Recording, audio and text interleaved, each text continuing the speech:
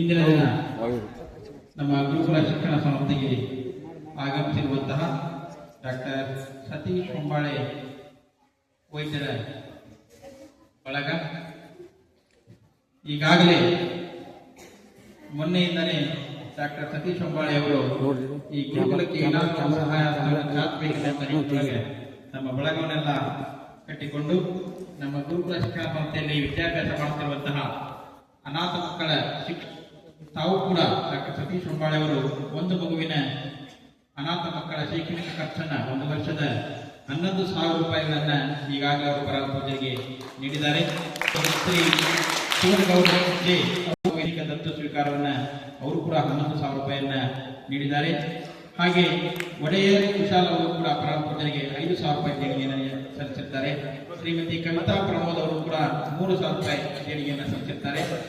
ಹಾಗೆ ಇಂದಿನ ದಿನ ಆಗಮಿಸಿರ್ತಕ್ಕಂತಹ ಶ್ರೀ ಸಂತೋಷ್ ಕೂಡ ಶೈಕ್ಷಣಿಕ ದತ್ತು ಸ್ವೀಕಾರ 11,000 ರೂಪಾಯಿ ರುಗಳನ್ನು ನೀಡಿ ಒಂದು ಮಗುವನ್ನ ಶೈಕ್ಷಣಿಕ ದತ್ತು ಸ್ವೀಕಾರವನ್ನು ಮಾಡಿದ್ದಾರೆ. ಶ್ರೀ ಪರಮೇಶ್ವರ್ ಕವಟಗಿ ಲೋಕಾಯುಕ್ತ ಡಿವೈಎಸ್ಪಿ ಅವರು ಕೂಡ ಒಂದು ಮಗುವಿನ ಶೈಕ್ಷಣಿಕ ದತ್ತು ಸ್ವೀಕಾರವನ್ನು 11,000 ರೂಪಾಯಿ ದೇಣಿಗೆಯನ್ನು ನೀಡಿ ಅವರು ಕೂಡ ಒಂದು ಮಗುವಿನ ಶಿಕ್ಷಣ ಖರ್ಚನ್ನು ನೀಡಿದ್ದಾರೆ.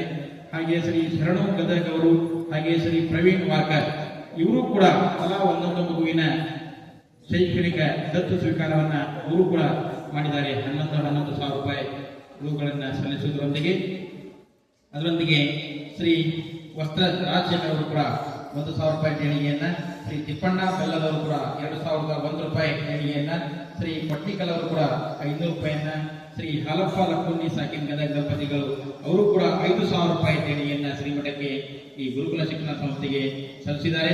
ಈ ಎಲ್ಲ ಮಹನೀಯರಿಗೆ ಮತ್ತೊಮ್ಮೆ ಜೋರಾದ ಚಪ್ಪಾಳೆಯೊಂದಿಗೆ ನಮ್ಮ ಶ್ರೀಮಠ ಪರವಾಗಿ ಗುರುಕುಲ ಶಿಕ್ಷಣ ಸಂಸ್ಥೆ ಪರವಾಗಿ ಪೂರ್ವಕವಾದ ಧನ್ಯವಾದಗಳನ್ನು ಸಲ್ಲಿಸೋಣ. ಧನ್ಯವಾದ.